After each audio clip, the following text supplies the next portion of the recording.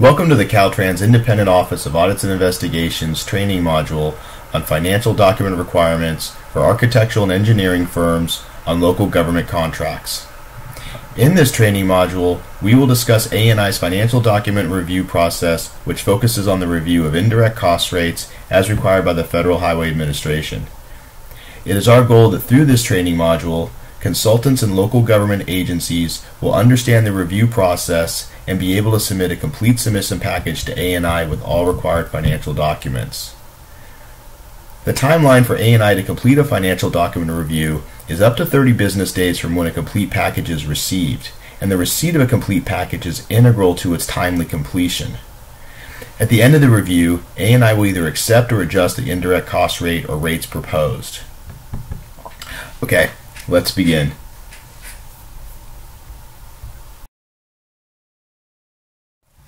Here are the learning outcomes for this training module. By the end of this training module, you should understand the answers to the following 6 items. Why this information is important, when do the requirements apply, who do the requirements apply to, what is the submittal process, what are the financial document requirements, and what are the requirements of a Federal Acquisition Regulation, or FAR, compliant indirect cost rate schedule. Let's start by explaining why the financial document review process is important.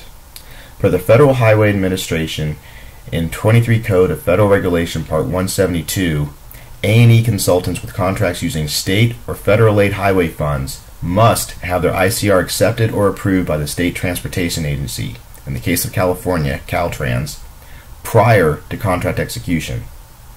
In order for Caltrans to comply with FHWA's regulation, we have established these financial document requirements for A&E firms contracting with local agencies.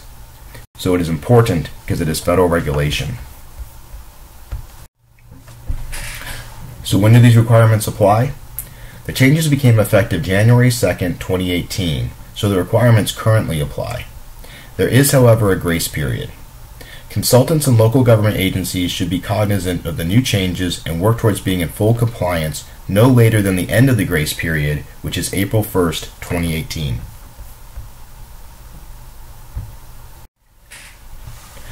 Now, who do the financial document requirements apply to? These new requirements apply to all prime and sub-consultants participating on local government contracts using state or federal aid highway funds when a contract is greater than or equal to $150,000. There are amendments to the contract with an updated ICR, or it is a multi-year contract that requires the ICR to be updated annually. Essentially, all ICRs need to be reviewed and accepted by ANI.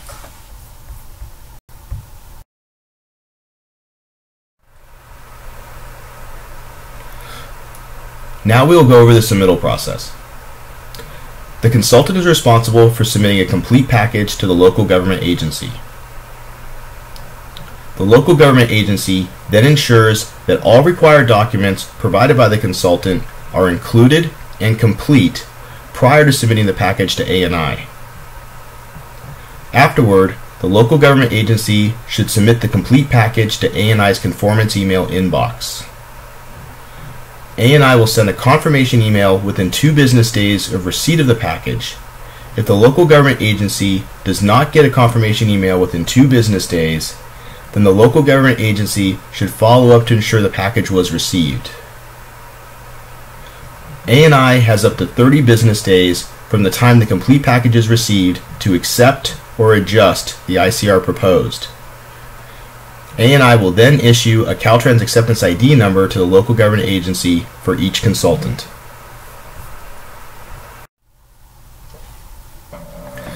Contracts less than $150,000 are not subject to ANI's financial document review and therefore do not need to be submitted to ANI. However, for these contracts, local government agencies are responsible to ensure costs are in compliance with all applicable cost principles, policies, procedures, and guidance.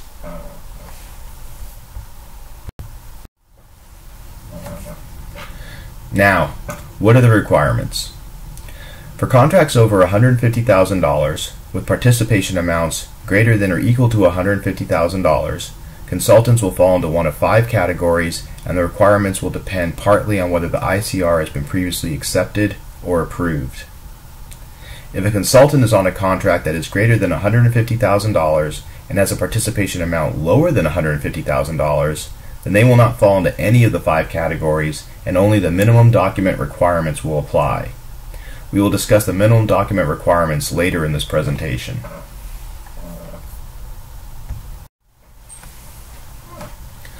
Here are the 5 categories. You will see that there are 3 categories related to ICRs that have been either accepted or approved. Let us focus on these 3 categories first and discuss the requirements of categories 4 and 5 later. Here is what determines if you are eligible for categories 1 through 3. Category 1 is applicable to fiscal year ICRs that have received a cognizant approval, which is an approval by Caltrans or another state department of transportation. Category 2 is applicable to fiscal year ICRs that have been previously accepted by Caltrans. And Category 3 is applicable to consultant firms requesting the safe harbor rate. If you have been accepted in one of these 3 categories, then the requirements are minimal and you will not be subject to the requirements of categories 4 or 5. Also note, if you are a consultant with a participation amount less than $150,000, then you will not fall into any of the categories and only the minimum document requirements will apply to you.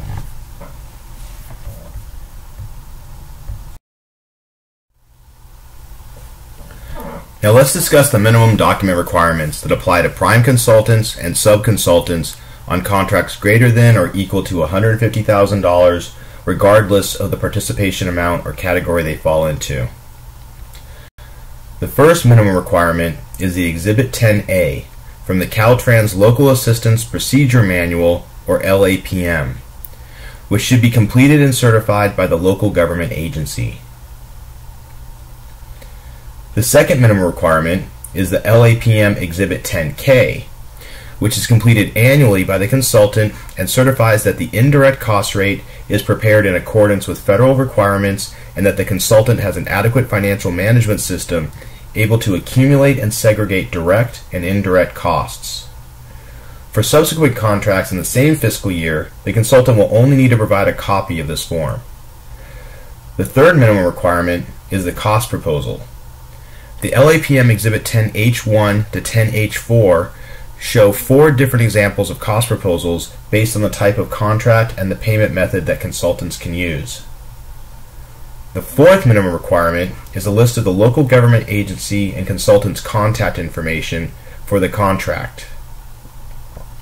The fifth minimum requirement applies to prevailing wage contracts only.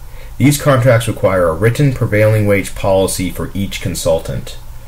A&I has developed a prevailing wage interpretive guidance to assist A&E firms in gaining an understanding of prevailing wages, their requirements, and applications. Prevailing wage training modules will also be available on A&I's website in the first quarter of 2018.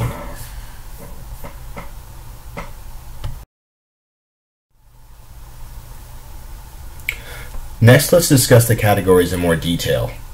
Starting with Category 1, let's define what a cognizant approval is. A cognizant approval is an approval letter of your ICR by a cognizant state DOT that you can use for the entire fiscal year. The cognizant state DOT is determined by the location of the consultant's accounting records. For example, if the consultant's accounting records are located in California, then the cognizant state DOT would be Caltrans. Cognizant approval letters are issued through a very specific process that typically includes a CPA audit of the ICR and a state DOT review of the CPA's work papers. Once a consultant has a cognizant approval letter, it can be used on future contracts using the same ICR fiscal year. This will reduce the financial document requirements of those contracts.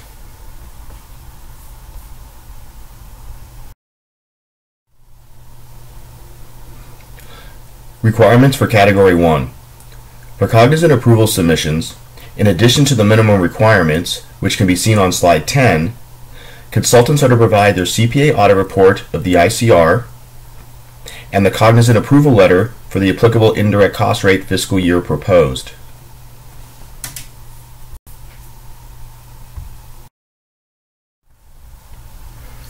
Category 2 is applicable to consultants that have previously received a Caltrans Acceptance Identification Number, for the same indirect cost rate fiscal year proposed on the contract. An acceptance identification number is issued by Caltrans upon review and acceptance of a consultant's indirect cost rate for a specific fiscal year and can be used on future contracts for the same ICR fiscal year period to reduce documentation requirements.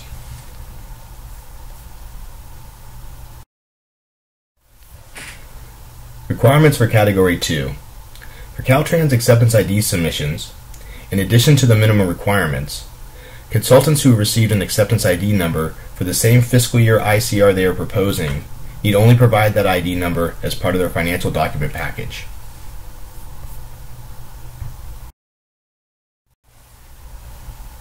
Category 3 is applicable to consultants requesting a safe harbor rate. All eligible A&E firms can choose to use the safe harbor rate of 110% for contracts in the state of California. This may or may not be subject to change in the future, though. The Federal Highway Administration developed the Safe Harbor Rate program to help remove potential financial barriers that may otherwise prevent or inhibit new, small, and disadvantaged A&E firms from entering the federal aid highway program-funded, state-administered engineering services market. This program allows firms to enter into contracts if they meet certain minimum requirements without the burden and expense that is required to become fully FAR compliant. Requirements for Category 3. To be eligible to use the Safe Harbor rate, the following requirements must be met based on the FHWA's established eligibility criteria. Firms must not have relevant contract cost history to use as a base for developing their own indirect cost rate. Firms must not have a previously approved ICR by a cognizant agency or an accepted ICR by a state DOT like Caltrans. Finally, firms must have a project cost accounting system that is able to accumulate and segregate direct, indirect, and unallowable project costs.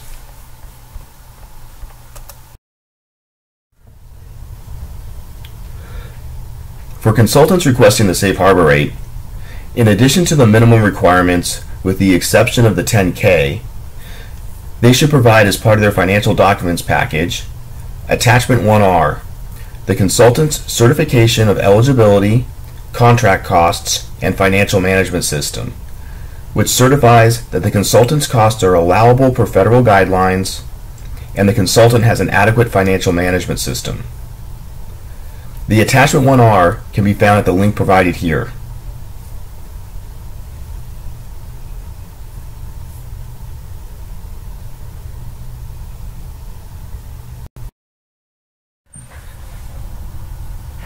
Now we will discuss Categories 4 and 5.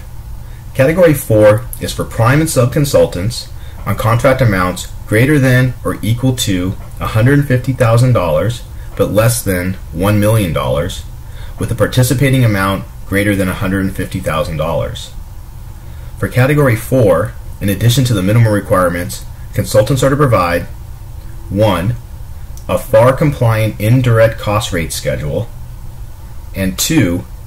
The Internal Control Questionnaire by AASHTO, the American Association of State Highway Transportation Officials. The ICQ is located on AASHTO's website. A link to the AASHTO website is provided on the resources page at the end of this training.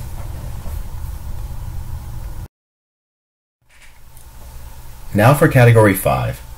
Category 5 is for prime and sub-consultants on contracts greater than $1 million with a participating amount greater than $150,000.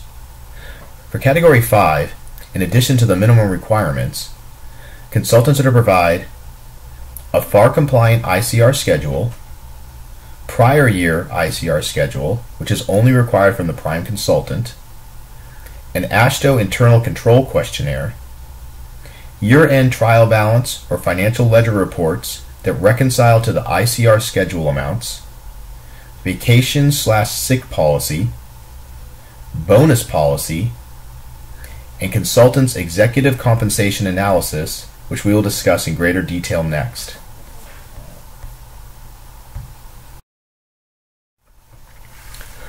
The purpose of the executive compensation analysis is to document the analysis used to support the allowability and reasonableness of claimed executive compensation costs included in the ICR calculation. The firm's analysis should be prepared in accordance with FAR 31.205-6 and the AASHTO Guide, Chapter 7. This analysis should be completed annually as part of a FAR-compliant ICR. There are two options available for consultants to evaluate the reasonableness for executive compensation costs included in your ICR. They are the National Compensation Matrix Tool, which can be located on the AASHTO website at the link provided here, or the salary surveys, for which more information can be found in Chapter 7.5 of the AASHTO Guide. Any excess compensation amount over the National Compensation Matrix Tool or salary surveys must be removed from the total indirect labor costs. If the executive compensation analysis is not provided or it is unsupported, then the ICR is deemed non-FAR compliant, and the entire executive compensation amount or the indirect labor amount could be removed from the ICR calculation.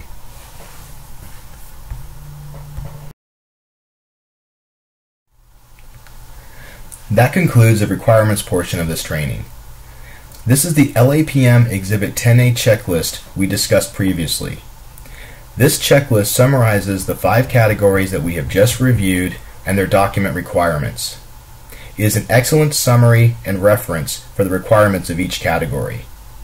Please note, though, that these requirements may not be all-inclusive, as ANI reserves the right, based on risk, to request additional documents regardless of category and participation amount.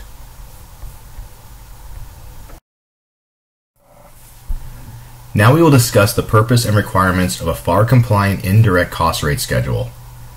The purpose of an ICR schedule is to itemize indirect costs, segregate direct and indirect labor, support the allowability of costs, and show the methodology used to develop the ICR. Please note that due to the time commitment required to develop an ICR, that the ICR should be developed prior to bidding on a contract.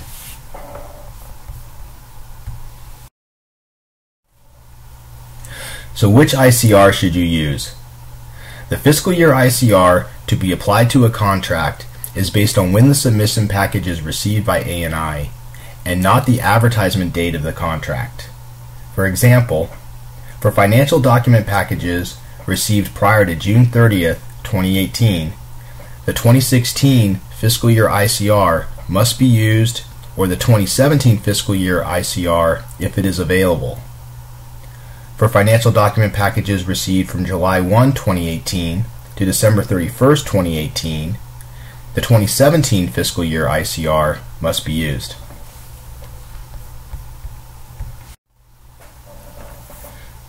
Requirements of a FAR-compliant ICR schedule. A FAR-compliant ICR schedule should include amounts for total direct labor costs, including both billable and non-billable costs, total indirect labor costs, indirect non-labor costs by account, and unallowable costs by account. The ICR schedule also needs to include FAR references and notes explaining why costs are disallowed, and be prepared in accordance with FAR Subpart 31.2 and the AASHTO Audit Guide. For guidelines on cost allowability and ICR schedule formatting, consultants should refer to the FAR Part 31.2 and the AASHTO Audit Guide.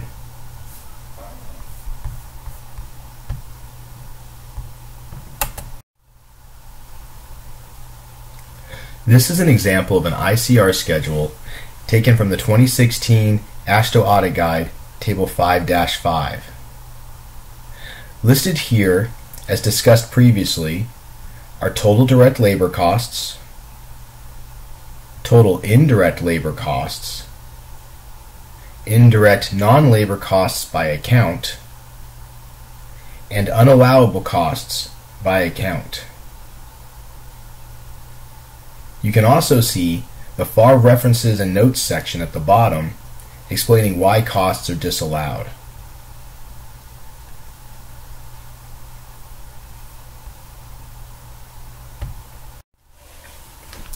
In this example of common unallowable costs, the 2016 AASHTO Audit Guide, Chapter 8, Table 8-1, provides good information and guidance on common unallowable costs per FAR Part 31.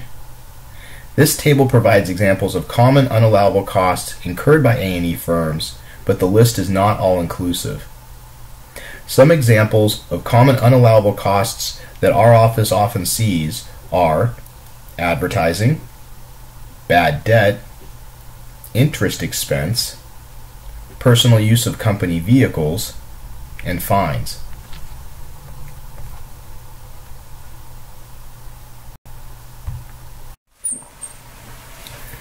Disclosure notes.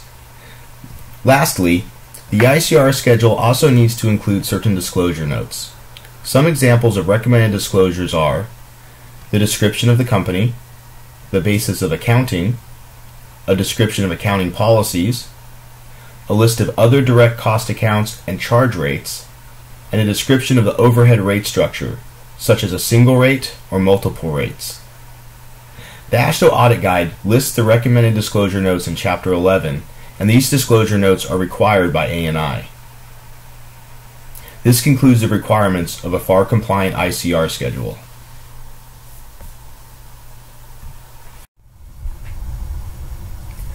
Here is a list of resources that A&E firms and local agencies can refer to.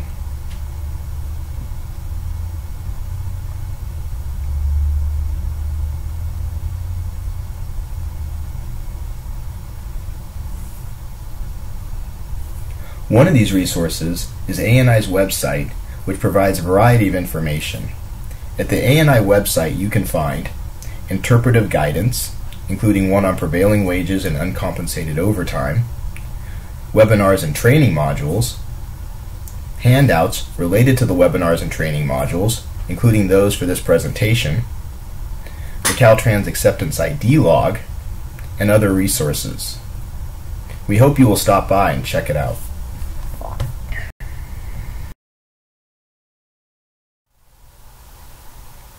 We hope this training module provided guidance on the financial document requirements for the A&E community contracting with local government agencies. If you have any questions or feedback, please contact us at this email address.